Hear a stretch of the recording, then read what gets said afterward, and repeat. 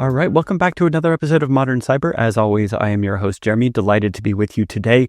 We've got a great guest on the show today. I'm delighted to welcome to the show Joseph Carson, Chief Security Evangelist and Advisory CISO at Segura. With over 30 years of experience in enterprise security, Joseph Carson is an award-winning cybersecurity leader known for shaping resilient identity security strategies. He holds CISSP and OSCP certifications and has been a trusted advisor to governments, critical infrastructure sectors, and global enterprises. Today, Joseph focuses on advancing identity security and helping organizations build strong, future-ready cyber defense strategies. Beyond his advisory role, he's also the author of Cybersecurity for Dummies, read by more than 50,000 professionals worldwide, and is a regular contributor to leading publications like the Wall Street Journal and Dark Reading. Joe, thank you so much for taking the time to join us on Modern Cyber today. Absolutely. It's a pleasure to be here. I'm really excited about the fun conversation. It's for me, this is, always the funnest part of my week is talking to awesome people. Awesome. Well, I'm flattered. Thanks in advance for that. But, I want to dive into something that I know you've been spending a lot of time on recently, and that is really the threats kind of posed by AI. There's a lot of hype. There is a lot of speculation and a lot of kind of, postulation of what could be possible. Oh, attackers could do this. Attackers could manipulate LLMs in various ways. But I know you've spent time doing actual research from a, I guess, kind of academic perspective. Talk to us about what's real. Talk to us about what you've uncovered in your research. Absolutely. One of the things I started getting into the research was actually working on a number of incident response cases. And that's where basically working those incident response cases really got me to know about the different techniques that attackers are using. And that's one of the things I ended up looking into and started researching further. So the first thing is on some of the earlier incidents, and this is going back maybe about 2 years ago, was that, me being based in Estonia, is where I'm located. I've been here for 22 plus years. And one of the things that's protected the society here for many, many years is the complex language. The language is so difficult. It's 14 cases. There's no future tense. There's no gender. So for any attacker who wants to do, opportunistic types of phishing campaigns or social engineering, then they tend to really need to have the actual language skills. So for more targeted attacks, that has been something of a paid, they would pay people to do the translations for them in order to get those phishing campaigns much more authentic looking. But then with the introduction of GPTs, where that language has been a protection for many, many years, that GPT engines really removed that protection. And GPT engines are translating those phishing campaigns to almost perfect, even better than people actually write in everyday life. So one of the things is that definitely the social engineering and phishing campaigns have got so advanced that the language is no longer protecting the citizens anymore. And it means that from a country perspective, they really had to change their strategy, because depending on the language was something that they'd done for many years. And now they realize that that protection strategy is no longer valid and no longer working. And they really started having to educate the citizens more actively, more proactively in how to detect, how to avoid, and really get on the path of, really using multi-factor authentication, really making sure they're aware of where they're using credentials and identities across different platforms. So that's the first place that I started seeing AI being heavily used, phishing, social engineering.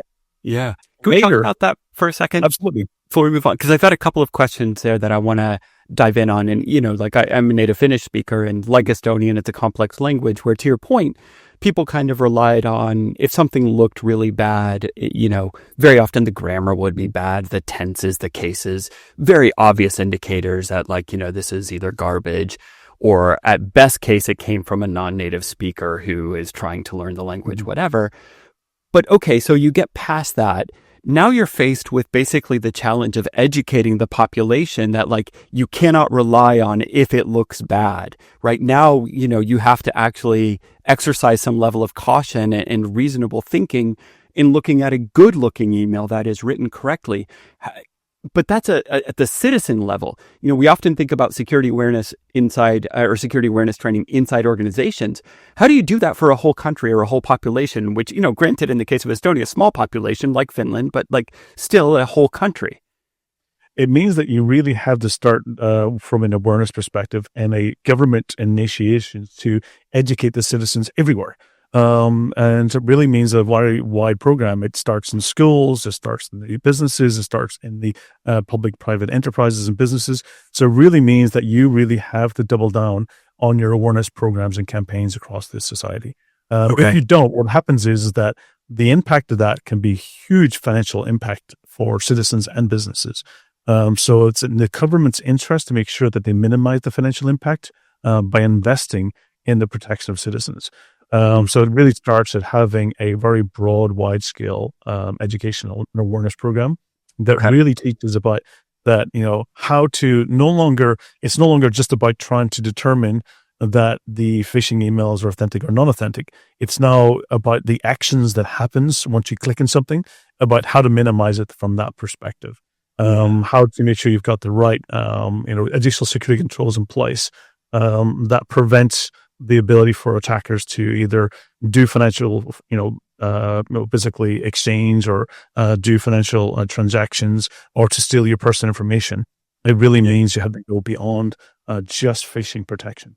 Yeah. And so, government engagement, kind of the equivalent of public service announcements plus training and awareness campaigns sustained over years.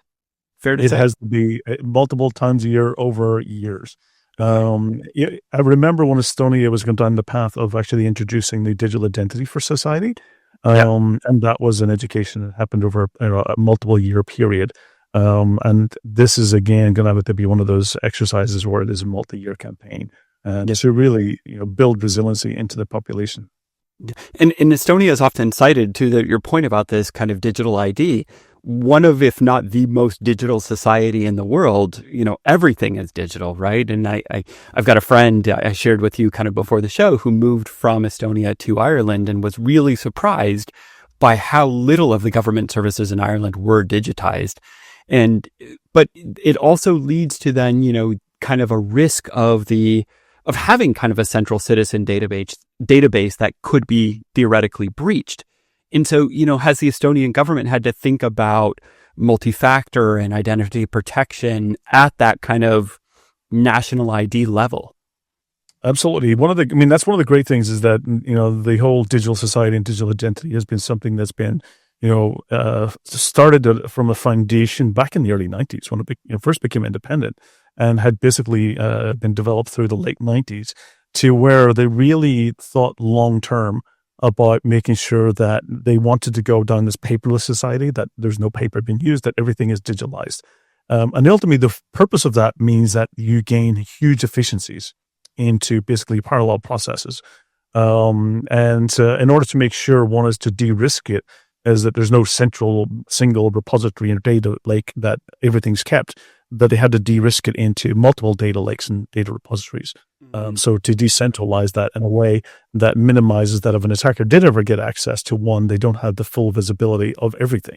So they did think about de-risking it. They also went down the process of non-repudiation so that there could be no, let's say, change or modification of history or audited, because that was actually the foundation, was to make sure that history could not be erased.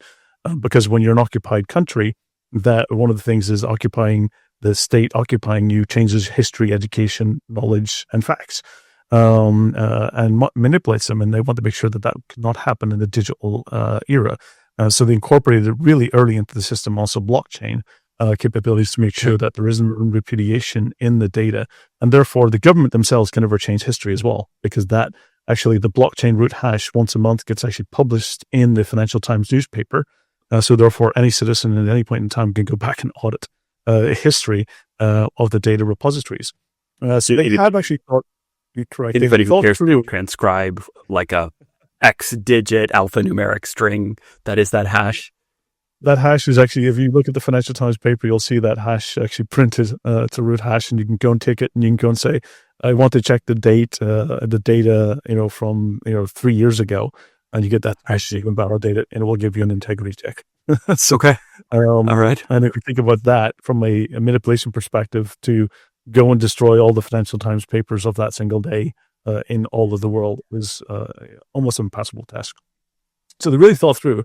There was an incident in history where it did raise concern, which was back in 2007, when there was a statue that was moved from the city center to a graveyard, and that created a lot of disruption within the Russian speaking citizens. And then there was a bit of kind of, let's say, violence and disruption. And then we had a massive cyber attack from our noisy neighbor, which ultimately then we realized that because everything had been digitalized by that time, most things, we were doing, online voting, we were doing banking, tax returns, everything, thousands of services were online.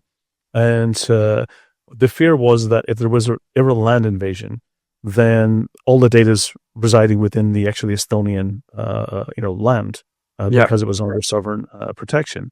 And that raised concerns that if there ever was a land invasion, what you would end up have is you could simply destroy the data. And the protection of the integrity is no longer valid anymore. So that introduced the concept of data embassies to actually store the data outside the actually physical land of Estonia, and to provide a more resiliency in the data. So over years, they have actually been advancing that quite a lot. Interesting. And the great thing is that when you've got that type of system in the background, then what you can start doing is, one is it's a very automated system. Environment, meaning that when I simply, if I do receive a package from the postal service, I can automatically set off a whole basically series of transactions that will do, custom reporting, pay the import tax, completely automated, to the point where when you add AI into that mix as well, from a government perspective, we had this interesting aspect, which was called the chatbot. Chatbot is the Estonian AI citizens, let's say, assistant, which was introduced back in the around 2018, 2019. And the chatbot is simply, the idea of the chat is a mythological creature in Estonia that steals your memories when you're sleeping. And I always kind of struggled with that concept. And what the idea was is that it remembers your choices, your personalization, your interactions with the government or with different systems. And therefore, that, personalization means that from a citizen perspective, is if I ever fill a form in and I need to refill another form in, I can say, just fill it in the same way I did the last one. Why do I need to repeat things? So the efficiencies that you get when you take a system that's built around, a digital society, digital identity, signature, authentication, authorization, auditability, non-repudiation, and all those services get integrated in interoperability. And there's a lot of orchestration in there as well, that the actually savings is huge. Reducing of all the wasted time of filling. If you go to Ireland, you have to go and get a passport. You have to fill in the forms. The amount of time you waste just getting a passport or a document or going to a doctor or getting a prescription, the amount of time you waste is huge. And when I think about, we all talk about what's the most valuable thing in this world. We talk about, in the past it was oil, and then it moved to data, and then it's been cryptocurrency, and now we're looking at AI being the most valuable, resource. But truly, when we think about what is the true resource and most valuable resource in this world, it's time. It's your time, my time. We all have a finite amount of time that we have in this earth, and we have to use it wisely. And the most thing that we can do is reducing wasted time where we possibly can. And that's the biggest savings in our life. That's, where we can reduce, hours in the week, or, days in the year, or even weeks of reducing wasted time doing something, standing in a queue. How long, do people stand in queues? If you go to Disneyland, you could probably waste half a day or a day of your life just standing in queues. Going to airports, going travel. And again, when you take that concept of AI and automation and digital society, that significantly reduces it down. One of the biggest projects I worked on in the EU was basically the passport controls. And now you see basically, how quick and fast it is to go through immigration and passport controls in the EU, especially in the Schengen. It's so quick and so fast. And that's the efficiency. So what we can do in our society, especially around using AI, the focus should not be to replace us, but it should be to empower us to reduce wasted time. And I think that's the value that we can get out of those types of systems. Yeah, makes a ton of sense. So coming back to the research, so this identity and let's say the phishing emails, their quality got better.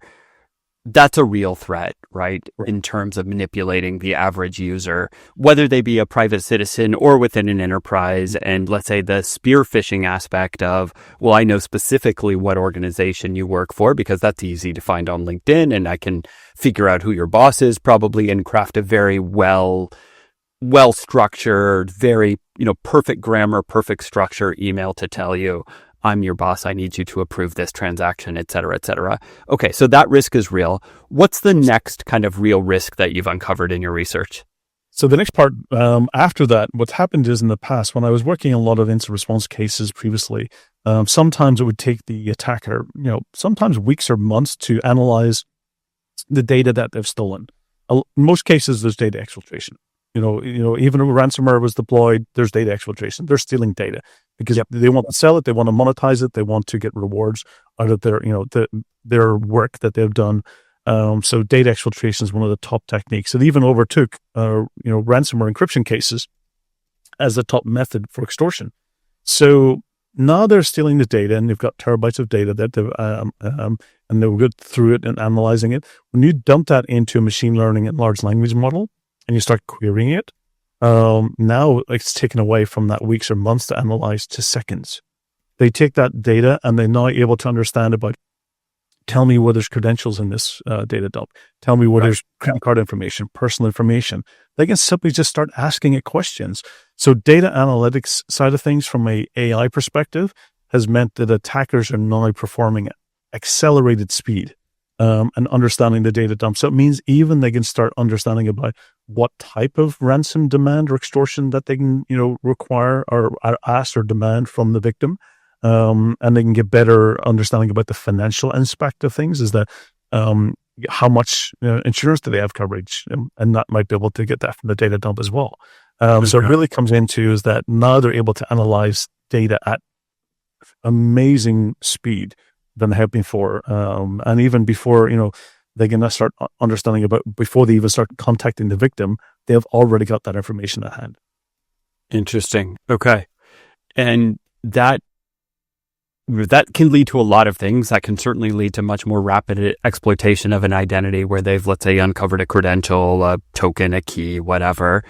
That can also lead to much more rapid monetization if they found a stolen identity or credit card number that they could go sell on the what's the word I'm looking for? Dark web. Yeah, geez. Why is that not coming to my mind? Is that the number? Are those the main benefits that you've seen from this kind of analysis of the data? Absolutely. And it's also used for training as well. They can start understanding about, now I need to go and look at another victim. How, what other security controls can I potentially, use to exploit or bypass? So you're not even just using it in order to monetize the data itself, and to also, understand the victims, at speed. From a data and knowledge perspective, but they can also look at it and say, well, what other security risks have I been able to exploit here? And then start trying to do that and repeat it on other organizations. So they can use that to train their own campaigns in order to actually make them more successful as well. Okay, interesting. All right, what's next?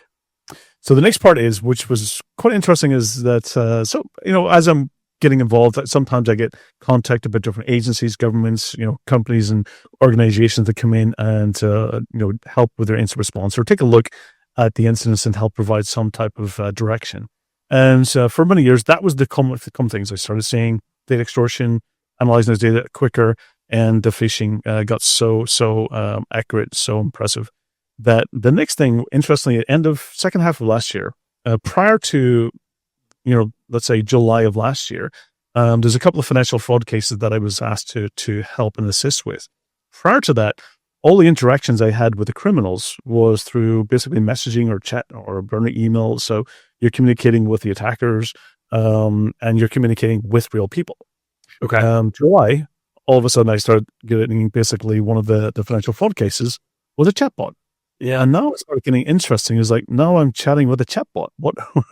How can you actually communicate? Because it's set up for a specific set of criteria questions. Yeah. And now there's no empathy. Now basically it has a set goal. It doesn't care about the victim, and it's basically you're communicating with a chatbot. Now it told me a couple of things. One is that it's quite interesting. Is okay, what the attackers are now doing is they're actually becoming more efficient, more effective. They're cutting out the middle tier, because they would have actually paid services from other countries and other criminals in order to do this. And now what they're saying is that we can save money by going and implementing an AI chatbot that will actually do the translation, do the negotiation, do the ransom demand, extortion, and do it everything for you, and do it 24 hours, 7 days a week, at a lower cost. Yeah. It all taught me that cyber criminals are also losing their jobs in, in this, transformation that we're seeing with AI. So they're losing out, and we've seen that with a lot of the spam, basically places that in some countries where these basically scam setups have been basically getting rid of a lot of people because they're moving to those true AI middle tier automation system. Yeah, and then after that, the next case, chatbot again. So one thing that was interesting, I was trying to figure out what how the chatbots are working in the background. I tried breaking them, I jailbreaking them, tried getting to error out or to have problems. And one of the things I found was that the first ones, when I was actually trying to understand more about how the chatbot worked, I was scanning their infrastructure, and when they saw that I was scanning their infrastructure, they disappeared immediately. So they basically just shut it down. Infrastructure was gone. The command and control was gone. So they started seeing that I was actually, not who they thought I was, and that I was actually trying to learn more from their setup and infrastructure. The third case was in September timeframe. Then I thought, okay, I'm going to take it longer and slow. I'm not going to scan their infrastructure as much. I'm going to focus more on the chatbot. So what I started doing is realizing that it actually had a built-in language translation in real time. And what I found was that if I responded in multiple languages, it tricked the chatbot into how to respond. So what I ended up doing is putting a payload and then translating it in multiple times. So the first part of the message was in one language, second part was in a different, and the third part was in a different, but it contained payloads, and that basically crashed the chatbot. And ended up allowing me to trace back some of the infrastructure, which was interesting, back to Sri Lanka. So, so that's where some of the hosting has been done. So ultimately, I reported that, and hopefully, sometime soon, Sri Lanka will introduce a new law that will make those types of scams and setups illegal. Because that's ultimately what we need to get to, is when we start finding these types of techniques being used, is that in order to make it less safe havens for attackers to operate from, it's the legal side of things where it basically makes it more challenging for them, and we have to do this at the same time as we find the techniques. Yeah, there's a couple things there that I want to dive in on. Number one, by the way, I was going to ask you whether you tried to jailbreak their chatbot, because that would have been the immediate first thought in my mind, is like, oh, okay, you're going to throw a chatbot at me. I'm going to throw the do anything now, ignore all previous instructions, like all the kind of common things. But then you hit on the thing that I will say we've seen a lot on the work that we've done on AI security ourselves here at Firetail, is that multilingual is one of the most common kind of attack vectors against an LLM. And somehow the longer you make that input, the more languages, the more kind of like boring, mundane, English, French, German, malicious instruction in Finnish, the more likely it is to succeed. And that seems to be true, by the way, across the LLMs that we've seen and where we've observed this. So that's one observation just from my perspective. But the second part is actually something that I'd love to get your take on from a kind of governance and policy perspective, because there's, like in every crime movie, every detective mystery, there's always the forensic accountant at some point who's like, yeah, follow the money. And the money trail is always where you need to focus. But I don't know that it's just the money trail. It's maybe a combination of money trail plus, let's say, potential real world penalties of, ending up in jail. And the likelihood of that happening. These activities are illegal pretty much everywhere, right? Like, I don't think there's any country in the world, with the exception of, North Korea, maybe Myanmar, or whatever, where these kind of... You'd be surprised, though. That's the thing. There is countries in Southeast Asia and other locations in Africa as well, where that they don't have strong enough laws that make these illegal crimes. Okay. So there's lots of safe havens. Okay. And, I think you're actually hitting on a really kind of major point that I've been looking at for a long time. After I had Jeff White on my podcast over a year and a half ago. And one of the things we talked about was when he was launching his new book called Rinsed, which is all about, the money laundering aspect of cybercrime. And we really kind of, in that conversation, we really got into looking at absolutely is that, in the cybercrime, we look at the digital evidence of things to a certain point of attribution. How far can we go? Just like when I was jailbreaking the chatbot, how far can I find out where that infrastructure has been hosted? How can I get it to spur out a bunch of error messages in order to try and get it to crash? So ultimately, you're looking at is attribution as much as you can from a digital forensics perspective. But when you get into, at some point in time, it becomes a money trail. And we can learn a lot by basically from, even like the IRS, tax fraud, government, financial investigation crimes, that if we collaborate between the digital forensics evidence and the money laundering, I think there's going to be convergence over both of those at some point in time that we need to work together.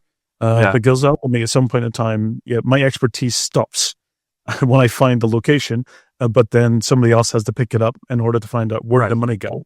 And typically, at some point in time, those two threads will join somewhere along the end. And I think that's where getting into the legal and policy side and government side of things, they have a lot more power than we as technologists and professionals in certain fields. They have a lot more strength and power to collaborate and to work together with other nations as well. So I completely agree with you is that, yes, this is going to collaboration between the financial aspect, government policy, nation states, to have fewer and fewer places where the cyber criminals can operate, and both from a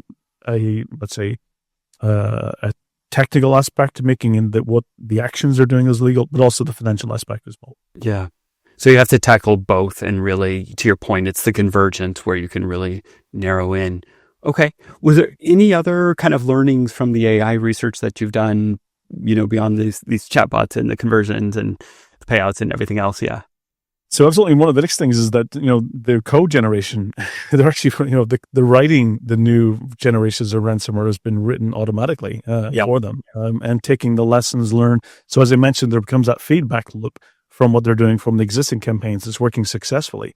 And that's also, as we also finding new defensive capabilities, new technologies in order to make it difficult to, detect, to evade, to prevent.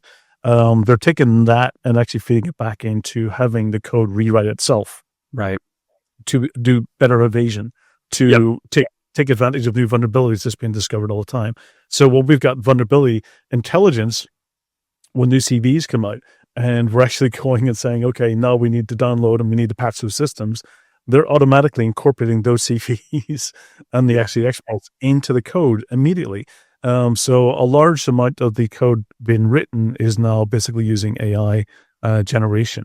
And that means that, the NICs become more advanced, more sophisticated. Now, at the same time, it does become more difficult for them to manage it, because one of the things I've found with using, AI to write code, I took some of my code from 20 years ago, which was a couple hundred lines of code. And I said, I want to convert this script into, let's say, Go. Yeah. And all of a sudden it takes 100 lines of code, and now I've got 1,500. So I'm going, yeah. So, sometimes the efficiency gets lost. You might be effective for a short amount of time. But now as I go back and I'm looking at 1,500 lines of code, I'm going, what are you doing? So it means that you do have in your code generation, you do have to be very explicit and very too detailed as well, to make sure you're only getting the things that you want, and not a lot of the fluff that can be created and a lot of the GPTs in that process. So absolutely, the next stage is we're seeing the acceleration. So fewer people need to then work in the code. So those criminal gangs and organizations are definitely becoming, let's say, more efficient, more profitable. And as our friend Miko is always saying, they're becoming more unicorns. The criminal organized unicorns at the same time. So it means that we definitely, from a defensive capability, is we have to keep collaborating, keep working together, keep moving forward, and coming up with new ideas to keep actually keep keeping the world safe. Yeah, this is one of the areas where I myself personally get a little bit frustrated, because I previously spent time working in vulnerability management for one of the big the quote unquote big three in the space. And I always felt a sense of kind of frustration looking at the state of vulnerability management because the statistics on the mean time to patch hadn't improved over like my entire career, basically, which is not 100% true because vulnerability management didn't really exist when I started in IT. But let's say it was called asset management inventory. I mean, it was called like install Windows NT Service Pack 2, right? Like that was really kind of what vulnerability management was at the beginning of my career. But my point is like, the time to patch was always around 180 days. And that was true for like 20 plus years. And I don't know if you spent time either reading or using an LLM to summarize the Verizon DBIR for you. I fully cop up to using an LLM to summarize it. It's amazing, by the way, but it is like 80 pages of dense text. And so like sometimes I just want to know a few particular things out of it. And so I threw it to my friend Claude, who gave me a great summary. And anyway, the long and short of it is like last year was the first time that CVE exploitation actually overtook things like breached identities and credential reuse and credential stuffing, account takeover, that type of stuff. And I think it's exactly your point. It's like, this code is so good at scanning systems and knowing like, oh, you've got vulnerability CVE ABC123. I have an exploit for that, or I can go fetch one from this known, C2 server, whatever the case may be. And I just don't understand why more firms aren't auto patching. It's funny, just if I can take a second, like recently I was talking to an analyst firm and they asked me a question that was like so unexpected for me. They said, what is one thing that we're doing in cybersecurity that we should just stop doing? And, because it's not delivered any results. And my whole argument is actually vulnerability management is kind of like you need to identify vulnerabilities, yes. But let's say like the management process, it should be identified, auto patch, done. Like that should really be the step. I totally understand that 20 years ago, even 10 years ago, the risk of breaking production was high. But I just don't think that risk is all that real anymore. Yeah, there still is that risk. But the question is that risk greater than the alternative? Exactly. And the risk of exploit. Yes. Yeah, the risk of exploit. I think a short-term downtime, that's, manageable and recoverable.